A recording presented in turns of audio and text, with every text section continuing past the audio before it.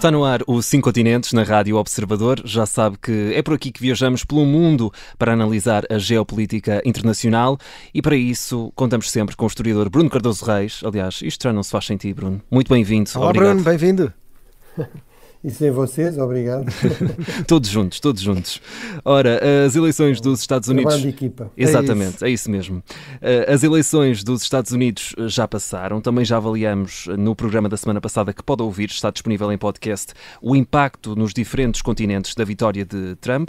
Esta semana, André Maia, falamos das nomeações principalmente relacionadas com a política externa. É isso, porque já sabemos que Marco Rubio vai ser o chefe da diplomacia, Pete Hegseth vai chefiar a defesa, Elise Stefanik vai ser embaixadora na ONU, Tulsi Gabbard vai liderar os serviços de informações e Mike Waltz vai ser o conselheiro de Segurança Nacional. Bruno, são aqui nomes novos, o que é que nos dizem estas nomeações? Em primeiro lugar, talvez um bocadinho explicar alguns destes cargos, porque nem todos eles existem em Portugal, ou quando existem é numa escala muito diferente. Por exemplo, o cargo de Conselheiro de Segurança Nacional, enfim, em Portugal há esta tese disparatada de que o Conselheiro Diplomático do Primeiro-Ministro seria o equivalente a isso, não tem nada a ver, ou seja, ele, por um lado, é alguém que está fisicamente muito próximo do Presidente, tem a par do chefe de gabinete, ou da chefe de gabinete neste caso, é a figura que está mais próxima, ou seja, está na Casa Branca junto ao Presidente, sempre disponível, sempre presente para acompanhar a dimensão externa da ação do Presidente, nos múltiplos aspectos, ou seja, é a defesa, é a diplomacia, é o comércio, enfim, as informações, o que for, a cooperação, e tem uma vastíssima equipa de centenas de pessoas, com especialistas nas múltiplas áreas regionais, em áreas temáticas, etc., para o ajudarem, no fundo, nessa tarefa. Portanto, é uma função tipicamente muito importante, mas que depende muito do grau de confiança e da real proximidade com o Presidente.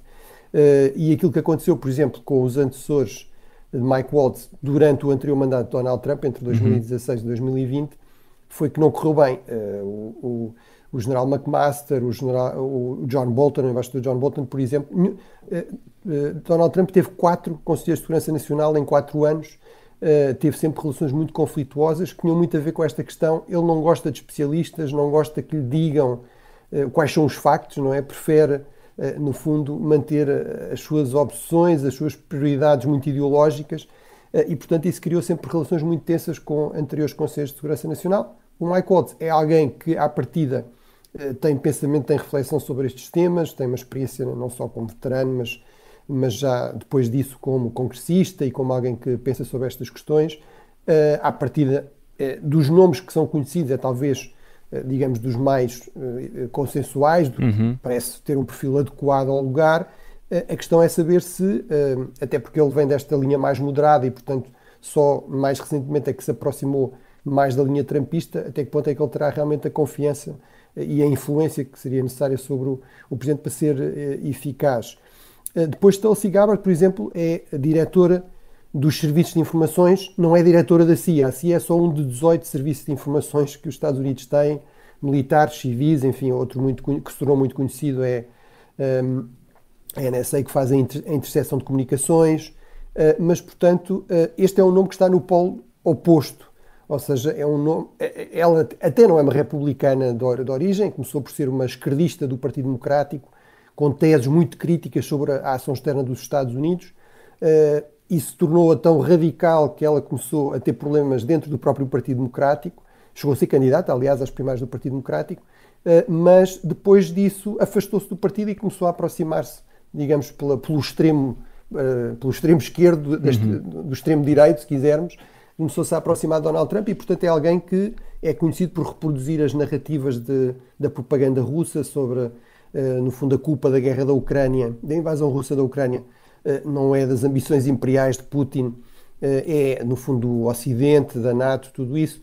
É alguém que foi visitar um regime realmente genocida, que é o regime sírio do presidente Assad, responsável pela morte de centenas de milhares de civis, por bombardeamentos deliberados a hospitais, por usar armas químicas contra a sua própria população. Ela achou que era alguém que merecia diálogo e que não era um inimigo dos Estados Unidos. E, portanto, é uma nomeação que está a levantar grande controvérsia, nomeadamente também porque ela não tem nenhum tipo de experiência nesta área das informações. A única coisa que se conhece dela é que realmente parece ser tão incapaz de fazer uma análise minimamente objetiva, que é uma das coisas importantes nas informações, que basicamente reproduz acriticamente narrativas de inimigos dos Estados Unidos, inimigos declarados dos Estados Unidos, como é o caso da Rússia, não é? Que tem como seu objetivo declarado minar o poder, a influência dos Estados Unidos a nível global. Depois, temos um outro nome também, digamos, com alguém com evidente experiência, é uma congressista também, Elise Stefanik, será embaixadora nas Nações Unidas. Por que é que estamos a falar nisso? Bem, porque na estrutura americana, o embaixador junto às Nações Unidas tipicamente também é ministro, portanto está ao mesmo nível, ou seja, não está dependente do secretário de Estado, que na designação aqui americana é o nome que se dá ao ministro dos Negócios Estrangeiros, mas está diretamente dependente do presidente. Isto mostra também bem, historicamente, a importância dos Estados Unidos na criação das Nações Unidas e o investimento grande que, apesar de algumas tensões, sempre fez nas Nações Unidas. Mas, no caso da Elise Stefanik, a questão é, ela não é conhecida propriamente por ser uma grande fã da Organização das Nações Unidas e, sobretudo, parece ver a organização, dos comentários que se conhece, pelo prisma da questão de Israel e das posturas muito críticas da ONU, nomeadamente da Assembleia Geral sobre Israel. Eu até posso estar de acordo com esta ideia de que muitas vezes há muitas críticas excessivas das Nações Unidas relativamente a Israel, que depois, inclusive, desvalorizam quando surgem críticas mais pertinentes em alturas em que elas fazem mais sentido, como eu diria que é o caso agora, nomeadamente com a situação da população civil em Gaza, que é inaceitável, mas no caso realmente de Elise Stefanik, apesar de tudo eu diria, era importante ter alguém que tivesse uma visão um bocadinho mais ampla sobre o que são as missões das Nações Unidas, mas em todo caso é uma nomeação, digamos, perfeitamente aceitável, que está em linha com as ideias do Presidente Trump, e alguém que tem currículo, nomeadamente como congressista, com interesse por estas áreas. Depois temos o chefe da diplomacia, o chefe da defesa, o Marco Rubio, Pete Hegseth, mais uma vez, dois extremos. Marco Rubio, um senador, alguém com muita experiência, muito interesse, enfim, nas comissões de assuntos externos, tem um particular interesse pela América Latina, também pela sua origem, por ser da Flórida, que muitas vezes é referido, Miami é referido como sendo uma espécie de capital da América Latina. Mas independentemente disso, até, enfim, interesse também pelas alianças tradicionais dos Estados Unidos, na Ásia, na Europa, etc. Portanto, é alguém claramente preparado para as funções e corresponde ao perfil habitual para este tipo de funções. Mais uma vez, era alguém que vinha da linha republicana moderada e que depois se aproximou nos últimos anos para sobreviver politicamente a Donald Trump. Portanto, aqui mais uma vez a questão é saber que influência real é que ele terá. O Pete Hegseth, o responsável do Departamento da Defesa, bem, aqui o que é curioso é que ele próprio veio dizer que o Donald Trump, no seu anterior mandato, pensou nele para ministro dos veteranos, porque é a única área na qual se conhece alguma reflexão dele. Ele é sobretudo conhecido como comentador na Fox News desde 2014, mas muito focado nesta questão dos veteranos, e muito bem, é uma questão muito importante e uma causa nobre. Mas há um ministério específico para isso, quer dizer, a defesa nos Estados Unidos é tão gigante, há milhões de veteranos, que há um ministério só para lidar com os antigos combatentes, chamaríamos nós em Portugal, com os veteranos, lá está, Donald Trump achou que ele era demasiado verde e inexperiente para isso. Ora, entretanto, a única coisa que aconteceu foi que ele passou mais tempo a fazer comentário na Fox News. Eu não tenho nada contra comentadores serem nomeados para cargos importantes, mas a verdade é que não se conhece estudo, reflexão sobre as grandes questões da defesa, exceto depois também questões de nicho que não têm nada a ver com os grandes desafios da defesa para uma potência como os Estados Unidos, enormes mudanças tecnológicas, competição geopolítica muito mais intensa com potências rivais como a China ou a Rússia. Tem a ver com ele não gostar das mulheres em funções de combate, diz que distraem aparentemente os colegas masculinos e, portanto, quer dizer que não devem estar lá. Ou a questão dos chamados generais woke, aparentemente há uma epidemia de wokeismo entre os militares, enfim, acho que é uma surpresa para a generalidade das pessoas. Portanto, eles falam em 1/3 de generais woke, mas inclusive associada a esta ideia de que haveria aqui uma espécie de purga desse problema dos generais woke, o que coloca problemas sérios. Ele já disse publicamente que defendia o afastamento do atual chefe de Estado-Maior-General, o general Brown. Há entre o trumpismo a ideia de que se devia demitir todos os chefes de todos os ramos e fazer uma limpeza muito mais ampla entre os oficiais generais. Ora, é evidente que o poder político civil eleito tem de poder nomear e demitir os comandantes militares. Agora, não deve fazê-lo de acordo com questões de simpatia ou antipatia política, mas de incompetência, de ineficiência, eventualmente até de deslealdade, e, portanto, isto seria uma coisa sem precedentes na história dos Estados Unidos e seria, evidentemente, um sinal muito preocupante de politização. Portanto, é mais um nome que levanta aqui algumas questões sérias. Vamos ter de esperar para perceber qual o impacto destas nomeações de Trump, e já que estivemos aqui a falar de política externa relacionada aqui com os Estados Unidos, Bruno, vamos agora às guerras e começamos na Ucrânia. No último mês muito se tem falado da possibilidade do país se virar para o nuclear.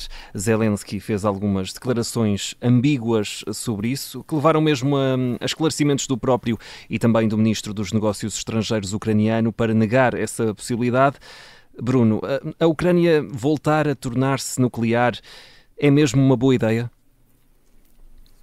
Bem, eu diria que pelo menos há uma coisa que é consensual, é que foi uma péssima ideia a Ucrânia ter abdicado de um terço das armas nucleares soviéticas que tinha. A Ucrânia era, quando se tornou independente em 1991, a terceira maior potência nuclear em termos de número de ogivas no mundo, a seguir à Rússia e aos Estados Unidos.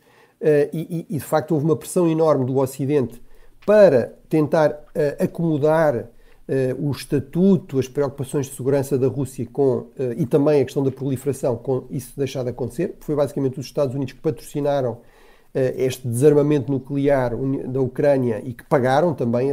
No fundo, a Ucrânia entregou estas armas à Rússia para serem desmanteladas, em troca de uma garantia de segurança das suas fronteiras, o famoso memorando de Budapeste, de 1994, quer pela Rússia, quer pelos Estados Unidos. Ora, evidentemente, esse memorando não foi cumprido.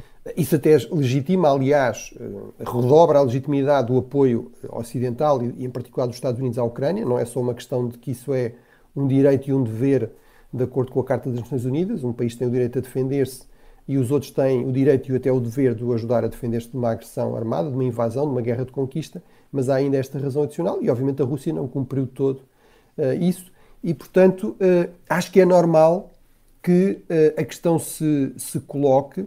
Também acho normal que a Ucrânia negue, pelo menos até ter, mas acho que realmente, se calhar, do ponto de vista, digamos, de uma estratégia militar muito fria, é se calhar a opção que faz mais sentido. Num contexto em que a Ucrânia não pode aderir à NATO, não é realista que adira à NATO, em que deixa de ter uma garantia de segurança de apoio da parte dos Estados Unidos, em que a Europa pode continuar a dar algum apoio, mas será sempre muito mais limitado que o apoio dos Estados Unidos, e, portanto, realmente a Ucrânia tem, à partida, know-how para isso, porque teve essa experiência durante muitas décadas, tem material nuclear, tem plutónio para isso, tem uma grande estrutura de centrais nucleares, e, portanto, pelo menos aquelas armas nucleares mais simples, do tipo de Hiroshima, seriam relativamente fáceis de fabricar, digamos assim, por um país como a Ucrânia. Agora, pode criar aqui problemas de tensões com os seus aliados ocidentais, embora eu acho que, francamente, seria extraordinário haver uma grande oposição da parte do Ocidente, com este argumento da proliferação, à questão da Ucrânia fazer essa aposta, quando é o próprio Ocidente que não dá condições suficientes à Ucrânia para se defender eficazmente ou para dissuadir futuras agressões russas, porque no contexto desta pressão para haver algum tipo de acordo, de compromisso de cessar-fogo, e esperemos que se pense mais em cessar-fogo do que realmente num tratado que formalizasse e reconhecesse as conquistas russas, mas mesmo um cessar-fogo de facto tem este problema para a Ucrânia, que isso dá tempo à Rússia para se rearmar, para recuperar as suas tropas, para recrutar novos soldados e para voltar a atacar numa altura mais conveniente. E, portanto, é fundamental ter instrumentos para dissuadir isso. Ser membro da NATO poderia ser isso, mas a questão de ter armas nucleares pode ter aqui essa função também. Claro. Bruno, temos de acelerar nesta primeira parte. Vamos ao Médio Oriente. O governo de Benjamin Netanyahu estaria a planear oferecer um cessar-fogo no Líbano, mas apenas depois da tomada de posse do novo presidente Trump. Isto numa altura em que os Estados Unidos também anunciaram um embaixador para Israel. O que é que isto nos diz, Bruno? Bem, tal como no caso da embaixadora das Nações Unidas, Stefani, que já falámos, portanto, é revelador da importância de Israel na política interna americana, que é sobretudo o que interessa a Donald Trump, que já tínhamos o nome desse embaixador, é o primeiro que nós conhecemos. Eu recordo que nos Estados Unidos há esta tradição, portanto não é uma coisa do Donald Trump, de embaixadores políticos, portanto o Presidente escolhe não só escolhe os embaixadores, mas muitas vezes são embaixadores políticos, são figuras políticas ou ligadas ao financiamento das campanhas, etc. Mas neste caso é realmente o antigo governador do Arkansas, o republicano Mike Huckabee, que é conhecido por ser um pastor evangélico muito sionista, muito pró-Israel. Eu muitas vezes tenho sublinhado aqui isso. Não é verdade que o grande apoio a Israel nos Estados Unidos, hoje em dia o atual governo israelita, seja de judeus. Há muitos judeus críticos de Netanyahu nos Estados Unidos, muitos judeus mais liberais ou mais preocupados com a democracia em Israel, etc. O grande apoio, realmente, o que faz toda a diferença, até pelo número, é muitos evangélicos conservadores que associam a existência do Estado de Israel às profecias bíblicas, à segunda vinda de Cristo, etc., e que são realmente grandes apoiantes da direita israelita, e, portanto, Mike Huckabee pertence a essa linha, e, portanto, confirma-se, no fundo, esta ideia de que, pelo menos em termos de carta branca para fazer o que entender, o governo de Netanyahu tem em Trump realmente um grande aliado. E também isto mostra que, outra coisa que fomos falando, é que Netanyahu conhece muito bem a política americana, sabe muito bem jogar na política americana. Ele cresceu nos Estados Unidos, foi cá embaixador, e realmente, no fundo, percebe que isso seria muito vantajoso para Donald Trump, que fez uma campanha a insistir que ele traria a paz, não é? Nomeadamente no Médio Oriente, e, portanto, no fundo, Israel podia optar por fazer um acordo mais cedo ou mais tarde. Se fizer num acordo, nomeadamente no Líbano, um cessar-fogo, depois da posse de Trump, no fundo confirmando aqui estas suspeitas, que obviamente não podemos dar por certas, mas no fundo, do ponto de vista político, faria algum sentido e conquistaria pontos junto de Trump para Benjamin Netanyahu. Bruno, vamos ter de fechar aqui a nossa primeira parte, mas fica aqui prometido que no início da segunda parte vamos responder aqui uma pergunta de um dos nossos ouvintes que enviou para o e-mail ouvinte@observador.pt. Fica prometido que vai ser logo no início da segunda parte. Até lá temos notícias, mas já voltamos com a segunda parte de 5 continentes.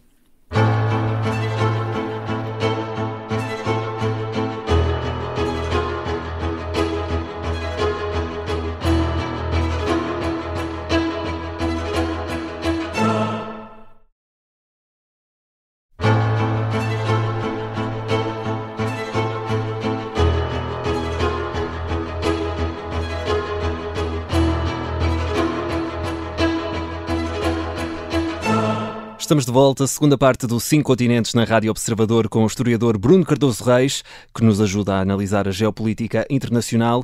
E Bruno, ficou aqui prometido que íamos ter a oportunidade de responder a uma pergunta de um dos nossos ouvintes. Já sabe que pode sempre enviar para o e-mail ouvinte@observador.pt, e quem o fez foi o nosso ouvinte Manuel Dias, a quem agradecemos a mensagem, o e-mail. Ele pergunta porque é que Israel não anexou a Península do Sinai depois de vencer a mais recente guerra com o Egito em 1973. Bruno, vamos dar resposta a isto, não é? Sim, pronto, agradeço muito o interesse do Manuel Dias pelo programa e também a pergunta, que aliás vinha com uma série de comentários de informação adicional também muito relevante. É um e-mail muito extenso e com muita informação. Sim, enfim, mas era realmente interessante.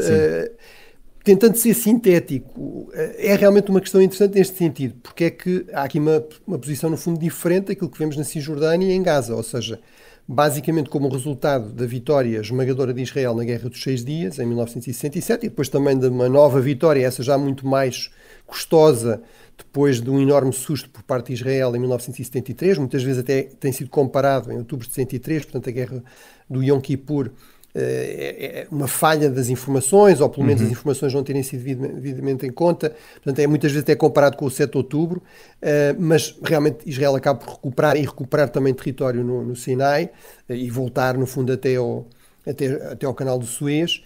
Portanto, porque é que há essa devolução de território no caso do Sinai e não, por exemplo, no caso de Gaza, que também era território administrado pelo Egito até 1967, ou da Cisjordânia, que era administrada, estava anexada à Jordânia até também 1967. Eu diria, aí há uma combinação de razões, portanto, realmente é uma questão que é mais complicada do que pode parecer. Digamos, a resposta mais imediata é porque houve acordo de paz com o Egito, negociações que se iniciam com o presidente Sadat em 77, ele que aliás vai visitar Israel em 77 e depois culminam num acordo no Camp David em 1979, mediado pelos Estados Unidos, começa a ser implementado a partir de 1980 e que consagra a desmilitarização parcial e, portanto, no fundo, condicionam a presença de tropas egípcias no Sinai. A grande questão do Sinai, o que diferencia o Sinai de Gaza ou de Cisjordânia, é que não está tão associado, pelo menos, à história bíblica, aos Estados judaicos, que, no fundo, vão ser a grande inspiração do nacionalismo judaico, sobretudo mais à direita, e que insistem por isso que Gaza e a Cisjordânia, mas em particular ainda mais a Cisjordânia, mas mesmo Gaza, deviam ser território israelita. No Sinai, de facto, há uma dimensão bíblica muito forte, enfim, é a famosa travessia do deserto, Moisés, os 10 mandamentos e tudo isso, mas isso no fundo é uma passagem até chegarem depois às zonas onde se vão estabelecer realmente os Estados judaicos e portanto não há essa ligação e depois, sobretudo, a utilidade do Sinai era como um tampão. Basicamente duplicava o território de Israel, aliás, mas era como um tampão em relação ao Egito, digamos, a ações militares do Egito, e também, e sobretudo, possibilitar a liberdade de navegação no Golfo da Aqaba, até o único porto que Israel tem no Mar Vermelho, ou seja, a sua ligação ideal para a Ásia, para o Índico e para o Pacífico, e que tinha sido sistematicamente bloqueado pelo Egito, bloqueado pelo Egito no passado. E, portanto, isso é conseguido por este acordo de paz. Inclusive, aliás, é curioso porque quando começa a haver uma atividade de guerrilha jihadista importante no Sinai, em 2012, ligado ao ISIS, não é? Ao Daesh, o Egito negocia com Israel, no fundo, a possibilidade de ter mais tropas, uma presença militar mais forte no Sinai para combater essa ameaça. E, portanto, no fundo, Israel conseguiu ter aqui um acordo de paz com o maior Estado árabe em população, o mais poderoso à partida, o mais ameaçador, conseguiu garantir a segurança de uma das suas fronteiras, a par da Jordânia, onde já havia um compromisso de facto com o rei da Jordânia, mas que só se torna público, aliás, anos depois. Isto é um enorme choque, aliás, uma enorme vitória diplomática para Israel. É o primeiro grande Estado árabe que reconhece Israel e faz um acordo de paz com Israel. O Egito é expulso da Liga Árabe, que o Egito tinha ajudado a fundar durante vários anos, e, portanto, é aqui uma grande vitória. Apesar de tudo, a questão faz muito sentido, porque realmente, mesmo assim, houve pressões, houve críticas a essa cedência, sobretudo da direita israelita. É um governo do Likud, é o primeiro governo do Likud, aliás, que vai fazer, no fundo, este acordo, mas é a primeira vez que a direita israelita controla o governo, basicamente desde a independência, mas há esta visão pragmática que isso vale a pena para conseguir um acordo com o Egito e não é assim tão importante do ponto de vista deste nacionalismo histórico que valoriza muito mais a Cisjordânia e a faixa de Gaza. Já agora, Israel tentou devolver a faixa de Gaza nessa altura também ao Egito, porque já se percebia que seria uma zona muito complicada. Foi o Egito que recusou essa oferta, vamos dizer assim, esse presente envenenado, e, portanto, insistindo que isso tinha de ser negociado já com os palestinianos e não com o Egito. O Egito não tinha interesse em voltar a ser a potência administrante de Gaza. Ora, fica então respondido ao nosso ouvinte Manuel Dias. Já sabe que pode enviar para ouvinte@observador.pt as suas dúvidas para o Bruno Cardoso Reis responder. Bruno, vamos falar nesta segunda parte também sobre a cimeira da COP do clima. Vamos até Baku, no Azerbaijão. Falamos da Conferência das Nações Unidas sobre as mudanças climáticas e que foi, podemos dizer, universalmente ignorada. Isto pode ser aqui um sinal do futuro? Bem, acho que é relativamente revelador. É a COP29, portanto é a 29ª edição. Sempre foi bastante criticada, mas apesar de tudo, geralmente tinha delegações importantes, presidentes, líderes importantes, procurava-se avançar com metas importantes. Nada disso aconteceu. Obviamente o presidente norte-americano não esteve, enfim, também está de saída. Sabemos que isso, do meu ponto de vista, fará uma enorme diferença. A presidência de Trump tem esta vantagem, que é perceber-se como as críticas dos Estados Unidos muitas vezes eram exageradas. Agora vamos ver realmente uns Estados Unidos desinteressados da política climática. Donald Trump nomeou um diretor, no fundo, o ministro do Ambiente, o diretor da Agência de Proteção Ambiental, que diz que a sua prioridade, em linha com o que Trump disse repetidamente, e portanto tem toda a legitimidade democrática para fazer isso, seria, portanto ele é o Ministro do Ambiente, mas diz que a sua prioridade vai ser promover a exploração de petróleo, e portanto, obviamente o Azerbaijão é um grande produtor de petróleo e gás natural, que digamos como anfitrião declarou que o petróleo e o gás eram um bem divino. Esta teologia petrolífera diga-se, tem alguma tradição nos países islâmicos com petroestados, em particular na Arábia Saudita, mas, digamos, mostra como realmente também estes Estados estão muito mais à vontade a afirmar que não vão deixar, obviamente, de extrair petróleo, nem de procurar maximizarem os seus ganhos. Portanto, é realmente um clima bastante adverso, estamos a falar de clima, mas um clima político bastante adverso para as causas ambientalistas, para esta visão mais radical. Só para terminar, eu diria, eu sempre fui muito crítico desta ideia do degrowth, portanto, vamos decrescer, porque isso é uma coisa magnífica. Isso sempre me pareceu que era uma coisa de meninos ricos mimados, não é, obviamente, atrativo todo para a generalidade da população mundial e, portanto, nunca ia acontecer.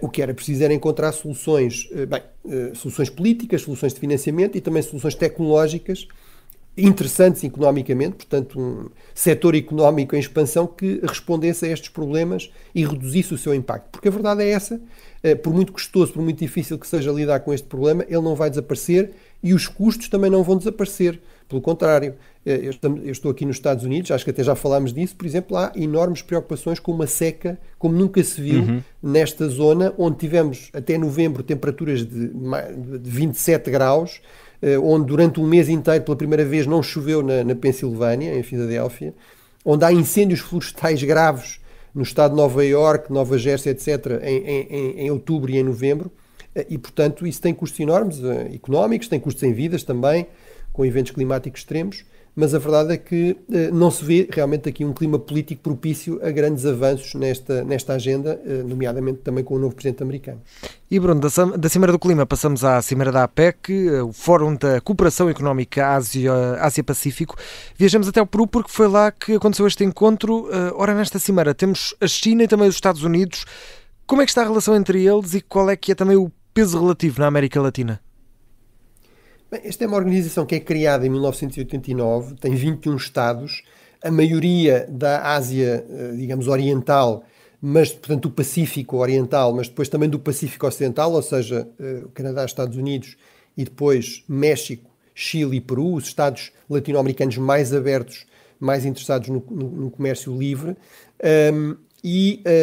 Portanto, é realmente uma organização que, quando vamos ver os números, tem uma evidente importância, 40% da população mundial, 50% do comércio mundial, 60% do PIB mundial. Agora, tem grandes divisões e basta dizer que tem lá as duas maiores economias, a China e os Estados Unidos, mas obviamente essas economias, esses Estados, não se têm dado exatamente bem nos últimos anos. A cimeira anterior foi, aliás, em São Francisco, tem sido aproveitada para estes encontros bilaterais entre o presidente Biden e o presidente Xi, portanto será a despedida desses encontros, mas obviamente Biden está de saída e, portanto, não decidirá aqui grande coisa. Eu diria que, apesar de tudo, fazendo um balanço, a relação foi de competição comercial, geoestratégica, mas procurando respeitar certos limites, restabelecer pontos de diálogo, garantir que não havia aqui escaladas perigosas, nem equívocos, sobretudo por iniciativa da administração Biden, mas a China foi respondendo em parte e eu acho que isso é positivo, foi positivo, seria positivo que se mantivesse. É fundamental que duas grandes potências com visões muito divergentes mantenham canais de diálogo abertos e consigam, em algumas áreas, continuar, que são importantes a nível global, continuar a cooperar. Portanto, isso aconteceu minimamente. Em relação à outra dimensão disto, que é sobretudo a comercial, aqui o que eu sublinharia é que realmente isto também marca muito a viragem para a Ásia, nomeadamente os países das próprias Américas, da América Latina. Neste momento, a China já é o principal parceiro comercial dos países da América do Sul, do conjunto da América Latina, ou seja, com a América Central e o Caribe, ainda são os Estados Unidos. A China já é o terceiro maior investidor, a seguir à Europa e aos Estados Unidos, mas, por exemplo, a Europa já está em terceiro como parceiro comercial desta região e seria fundamental alterar isto, por exemplo, apostando num acordo de comércio livre entre a União Europeia e o Mercosul. São países que não fazem parte da APEC, os países do arco atlântico da América do Sul, como o Brasil ou a Argentina, mas são obviamente países economicamente muito importantes e são cada vez mais grandes parceiros económicos também da China e, portanto, se quer competir com isso, uma das formas de fazer isso era assinar este acordo, ainda mais quando se perspectiva aqui uma possibilidade de uma guerra comercial com os Estados Unidos, portanto, os países da América do Sul e os países da União Europeia conseguirem fazer aqui um acordo que facilitasse e aumentasse o comércio bilateral, seria muito bom, e também muito bom, já agora, também para Portugal, por exemplo, poderia ter aqui o potencial para aumentar as suas exportações, por exemplo, para o Brasil, onde muitas vezes têm taxas alfandegárias relativamente pesadas. E Bruno, falando agora precisamente da China, investiu forte no país anfitrião da Cimeira, o Peru, construiu nomeadamente um novo porto e queremos perceber contigo qual é o impacto disto e se está a ter o devido retorno que eles se calhar estavam à espera, não é? Bem, a China realmente, o crescimento do peso da China nesta região é extraordinário, como em todo o lado, mas enfim, os números aqui são 18 mil milhões de comércio bilateral em 2002, quando a China adere à Organização Mundial de Comércio. Hoje em dia são 450 mil milhões. A China já é o terceiro maior investidor, tem investido muito em grandes infraestruturas, muito visíveis.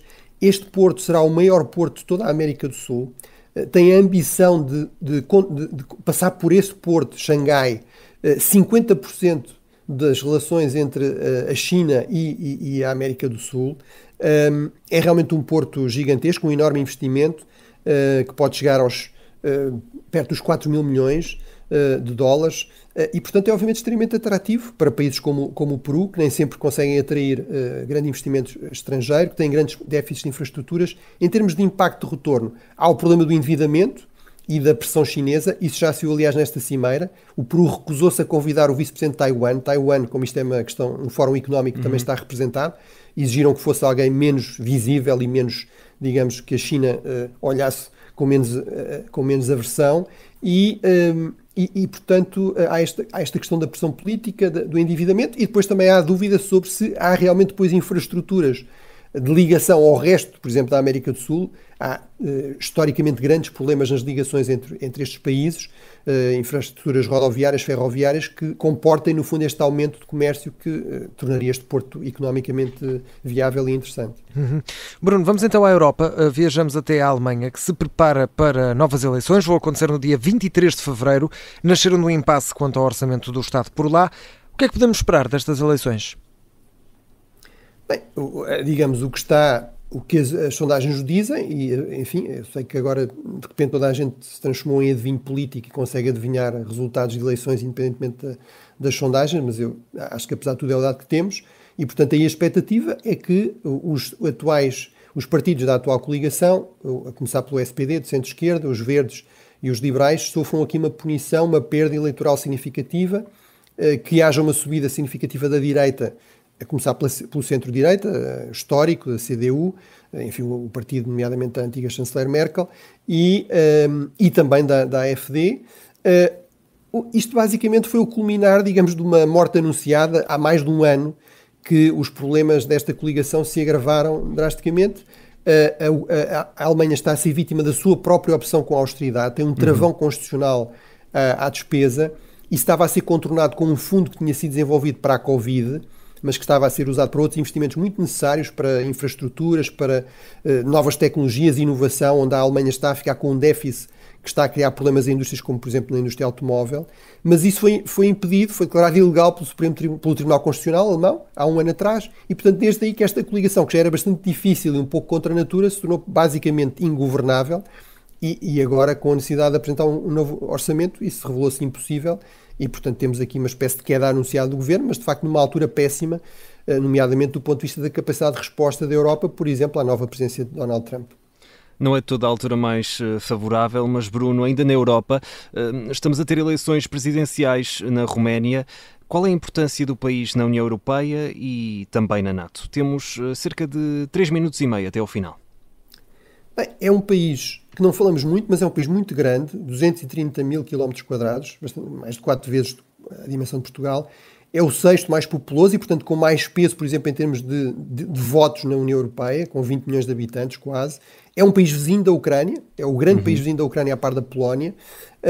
E, portanto, vamos ter eleições presidenciais e parlamentares em novembro e dezembro, possivelmente uma segunda volta nas presidenciais. O Presidente tem alguns poderes importantes, mais do que em Portugal, na defesa e na política externa. E, portanto, perspectiva-se esta possibilidade de haver, passar para a segunda volta um candidato mais radical, mais nacionalista, mais cético em relação à União Europeia, mais cético em relação à ajuda à Ucrânia, E, portanto, se isso acontecer, terá um impacto importante em termos de alterar os equilíbrios no seio da União Europeia, portanto, ter aqui mais um país cético em relação à União Europeia, um pouco na linha de Orbán e à Ucrânia, e ainda para mais um país vizinho da Ucrânia. Vamos ver se isso se confirma ou não, ou se prevalece a linha mais pró-União Europeia e pró-Ucrânia. Bruno, temos apenas 3 minutos até ao final. Vamos viajar até a África. É inevitável não irmos novamente à onda de violência em Moçambique. Continua. Pergunto se podemos esperar um fim desta situação brevemente. E também, por falar na CPLP, há outro país com novidades. A Rússia estará a enviar militares para a Guiné Equatorial. Qual é que é o interesse da Rússia neste país, Bruno? Bem, muito brevemente, enfim, a Guiné Equatorial, como sabemos, é um membro muito particular da CPLP, passou a ter o português como língua oficial, mas na verdade é o único Estado africano de língua espanhola, mas sobretudo é uma ditadura pessoal, um petroestado dominado por esta dinastia Obiang e portanto tem aqui uma afinidade natural com estas potências autoritárias cada vez mais assertivas, nomeadamente a China e a Rússia. Especulou-se muito da possibilidade de um porto militar, de uma base militar naval chinesa na Guiné Equatorial. Os Estados Unidos estariam preocupados e até teriam pedido a Portugal, no fundo, para perceber melhor, ajudar eventualmente nisso, devido com grande eficácia. E aqui há esta notícia também, que me parece credível, de um reforço da cooperação militar. Do ponto de vista estratégico, a Guiné Equatorial é um pequeno Estado, mas é muito rico em petróleo. Além disso, está no Golfo da Guiné, que é uma zona estratégica muito importante. Aí a CPLP, obviamente, não terá grande influência. Em relação a Moçambique, infelizmente, confirmou-se aquilo que fomos aqui prevendo, ou seja, uma crise violenta. Como já referimos, os resultados não são todos credíveis. Esta ideia de que depois de tantas décadas e tanta insatisfação, a Frelimo ganhou com 70% dos votos em todas as províncias, portanto ainda melhorou os resultados em relação ao passado. Isso realmente levou muita gente a concluir que a via, digamos, eleitoral para a mudança pacífica não seria possível. Temos episódios de violência sempre a lamentar, de pilhagens. Aparentemente terá sido assassinado também já um dirigente da Frelimo, que obviamente é completamente rejeitar. Também há alegações de abuso da força, digamos, de força excessiva por parte da polícia. Enfim, eu diria, a CPLP aí fez uma coisa bem, tinha uma missão liderada pelo antigo ministro dos Estrangeiros, João Cravinho, que deixou claro que havia problemas sérios com o escrutínio, com as eleições. Agora, a CPLP não vai assumir aqui um grande protagonismo, eventualmente a assumir algum país com mais preocupações democráticas seria Portugal. Eu acho que Portugal, apesar de tudo, fez bem em dizer há que esclarecer estas dúvidas, mas eu já referi isso aqui, se os moçambicanos quiserem resolver este problema, tem de ser sobretudo eles, eu diria sobretudo também apostando, por exemplo, num diálogo com os líderes religiosos, que têm uma grande presença, um grande prestígio no país, católicos, protestantes, muçulmanos, etc., envolvendo os Estados da região. Alguma ação externa será sobretudo da CADC, há uma cimeira da CADC sobre este tema, mas até agora o que ouvimos parece ir muito na linha de o que é importante é acabar com a violência e sobretudo também com a ameaça de greves em portos e nas fronteiras. Isso seria, por exemplo, péssimo para a África do Sul. A África do Sul depende imenso do Porto de Maputo. Eu, aliás, atravessei essa fronteira de Ressano Garcia. É a fronteira mais movimentada da África, tem quilómetros e quilómetros de caminhões a irem nos dois sentidos e, portanto, mas aí realmente a lógica parece ser, sobretudo, vamos acabar com o conflito, vamos acabar com os problemas, até pelo impacto regional que isso teria. Não sei se isso será realmente assim, ou seja, parecia-me desejável que houvesse aqui um real diálogo, mas, como eu digo, o envolvimento de potências externas será sobretudo regional e, se houver algum envolvimento de Portugal, teria de ser sempre a pedido dos moçambicanos, por consenso entre as diferentes partes, e não por, enfim, Portugal achar que tinha aqui alguma palavra decisiva a dizer numa questão que é essencialmente uma questão de Moçambique. Bruno, a nossa viagem fica por aqui, pelos 5 continentes. Temos encontro marcado já no próximo sábado. Continua a aproveitar os Estados Unidos e lembramos aos nossos ouvintes que temos este e outros episódios sempre disponíveis em podcast e pode e deve enviar as suas perguntas para o Bruno Cardoso Reis. Aliás, fazer como o nosso ouvinte Manuel Dias, que enviou a sua pergunta e teve hoje aqui respondida neste episódio, é só enviar para o e-mail ouvinte@observador.pt. Bruno, muito obrigado, um abraço e até para a semana. Até para a semana, Bruno. Obrigado, bom fim de semana.